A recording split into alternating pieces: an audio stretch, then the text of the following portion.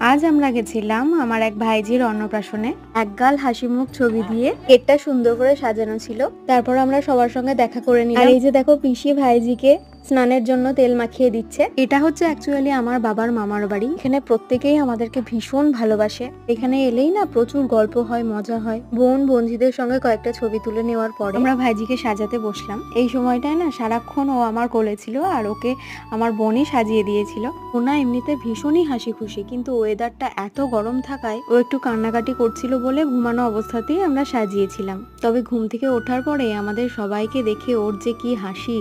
দুই পায়ে আলতা পরিয়ে দেওয়ার পর ওকে যেন একটু বেশি মিষ্টি লাগছিল। তবে ভাত খাওয়ানোর সময় না ওর লাল জামাটা পরে ভীষণ গরম লাগছিল, যে কারণে ও ভাত খাওয়ানোর সময় ভীষণই কাঁদছিল। তাই কয়েকটা ফটো তোলার পরেই ওই জামাটা চেঞ্জ করে একটা হালকা জামা পরিয়ে দেওয়া হয়েছিল। তারপর আমরা খেতে বসে পড়েছিলাম। আসলে আমরা আগেই খেয়ে নিয়েছিলাম যাতে নিশ্চিন্তে অন্নপ্রাশনটা দেখতে পারি।